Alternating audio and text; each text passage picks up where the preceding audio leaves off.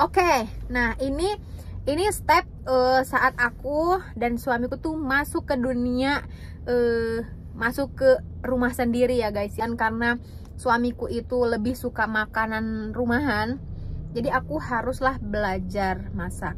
Oke, kamu mau sekolah masak, kata suamiku kan. Oke gitu. Ini juga salah. Masuklah aku ke sekolah masak gitu loh, yang notabene itu sebenarnya untuk usaha, kerja di perhotelan atau apapun itu. Intinya itu untuk menghasilkan uang lah ya. Aku di situ tuh belajar western, tapi ada untungnya ya. Ini belum selesai. Masakan nasional, internasional, semuanya aku pelajarin di situ. Yang namanya makanan Korea, masakan Jepang gitu, kayak bikin sushi atau segala macam, itu ada trik dan tipsnya itu aku tahu.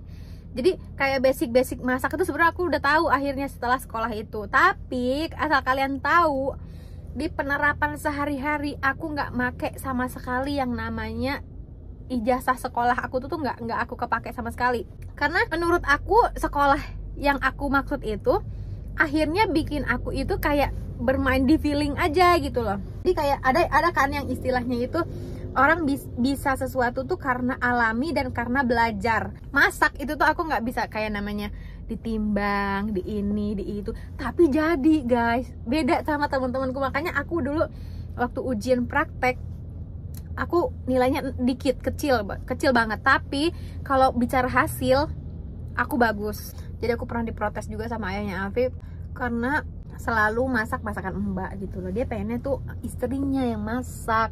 Woi, kamu itu masak Gitu kan. Tapi aku belum ada keberanian karena sayang gitu loh kalau misalnya aku masak ternyata nggak enak dan nggak dimakan, kan mubazir ya. Nah maksudnya suami aku itu, jangan berpikiran kayak gitu, masak kayak dulu. soal kamu itu bisa atau enggak, kamu tuh harus punya kemauan dulu gitu kan. Ya udahlah, mulailah dimasak, si tumis kacang panjang, sambal goreng ikan, itu terus yang dimasak sampai akhirnya di pikiran aku harus punya mbak yang bisa masak. Ya, aku fokus main sama Alfi atau apa ya, pokoknya aku sama Alfi dan ngurus kebutuhannya suamiku aja gitu loh. Aku belum mau yang namanya belum bisa yang namanya kayak semuanya tuh aku urusin gitu. Nggak kayak sekarang tanpa mbak pun aku bisa gitu. Baru tersadarlah aku setelah ayahnya Alfi tuh bilang gini, ini makanannya udah basi, kamu cobain deh, kamu cobain. Masa kamu ngehidangin suami itu makanannya udah basi? Kamu nggak pernah coba makanan yang disuguhin sama aku? Nah aku di situ tuh posisinya itu nggak pernah makan, jarang makan, jadi nggak tahu yang namanya makanan yang disuguhin di meja itu tuh apa gitu loh. Jadi aku nggak tahu, bener-bener berdosa banget aku zaman dulu tuh. Jadi kayak ya udahlah gitu. Akhirnya di situ aku mulai belajar masak karena kan kayak kasihan ya. Suamiku tuh kan kerja.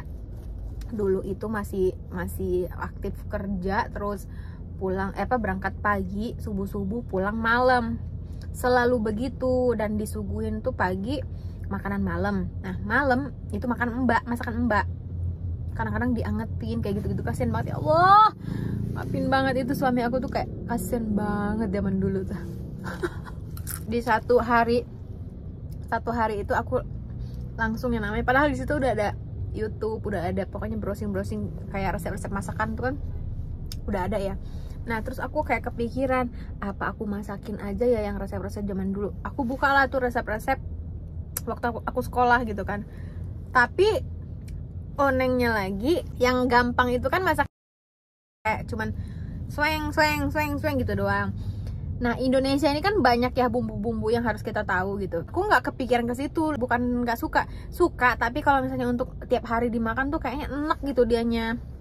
Kayak ada minyak wijen kayak gitu dia nggak suka gitu kan. Dia pengen itu sambal merah, terus sayur, ada ikan, ada daging kayak gitu. Nah ya udahlah, akhirnya di situ salah lagi, aku rubah lagi gitu. Pokoknya sampai akhirnya aku konsisten itu berjalannya dalam 1 tahun.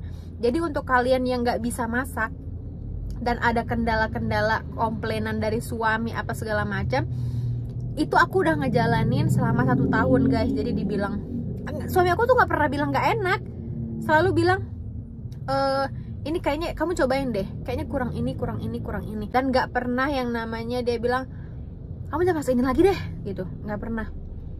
nggak pernah. Dia selalu support aku, makanya itulah yang bikin aku tuh kayak apa namanya, semangat gitu loh untuk masak, kayak seneng gitu saat masakan kita tuh dimakan gitu kan, walaupun memang rasanya nggak enak, kita pun tahu rasanya nggak enak gitu. Terus kayak berpikiran dulu kayaknya banyak micin, banyak bakalan enak deh, ternyata enggak juga guys. Yang akhirnya aku sampai sekarang itu tuh makan micin itu tuh bisa dihitung jari deh, masak pakai micin itu, karena aku udah nemuin triknya gitu loh. Jadi tips untuk kalian, jangan pernah yang namanya berharap bisa kalau kalian nggak ngelakuin gitu loh. Jadi kalian harus tahu yang namanya gagal dulu gitu. Karena gagal itu sebenarnya bukan akhir dari semuanya guys. Jadi gagal itu memang kita kayak jatuh gitu ya, rasanya tuh nggak enak gitu. Cuman setelah itu kalian pasti bakalan ngerasain efek dari kegagalan itu tuh pasti hebat banget kalau misalnya kalian mau bangkit, mau nyoba lagi gitu. Jadi jangan sedih untuk kalian yang sekarang belum bisa masak atau belum ada kemauan untuk masak, atau kalian kayak berpikirnya itu aku hanya bisa mencari uang. No, jangan. Karena suatu saat keluarga kamu harus kamu masakin pakai tangan sendiri. Jadi jangan berpikir perempuan itu kalau udah bisa nyari uang itu hebat banget, itu nggak bisa. Jangan ngomong begitu, karena sampai sekarang pun aku udah diizinin untuk mencari uang lagi, maksudnya untuk mencari tambahan lagi gitu ya, untuk tabungan aku itu tetap harus masak gitu loh. Karena memang komitmen kita, kamu boleh melakukan sesuatu yang di luar kebiasaan sebelumnya, tapi jangan lupain kebiasaan sebelumnya. Contohnya kayak masak, perhatiin suami, perhatiin anak, nggak boleh lepas mata dari keluarga. Maksudnya kayak ya keluarga nomor satu tetap gitu loh. Untuk yang lain-lain boleh kamu kerjain, tapi setelah keluarga itu komitmen kita. Jadi aku tetap mau kasih semangat untuk kalian yang baru mau belajar, baru mau nyoba gitu. Kalian pasti bisa, karena aku juga bisa guys. Jadi ini sharing aku tentang kehidupan aku sendiri. Jadi jatuh bangun itu pelan-pelan aku akan coba sharing ke kalian, supaya kalian tuh ternyata nggak sendiri gitu loh. Kalian tuh bisa juga gitu loh, bisa menghasilkan sesuatu. Ibu rumah tangga juga walaupun pekerjaannya di rumah, mereka juga bisa menghasilkan uang. Aku juga udah ngerasain guys, mulai dari itu jualan makanan aku sendiri, mulai dari kayak akhirnya aku terima endorse gitu. Terima kasih banget ya guys untuk kalian yang udah dengerin cerita aku. Semoga ini tuh bermanfaat dan jadi penyemangat kalian, untuk kalian itu tuh kayak bisa lebih strong lagi, bisa lebih oke lagi hidupnya gitu. Untuk jangan berpatokan sama orang-orang yang kayak di atas kalian gitu loh. Kita harus selalu ngeliat ke bawah. Jadi kayak rasa bersyukur kita tuh bertambah terus gitu. Oke?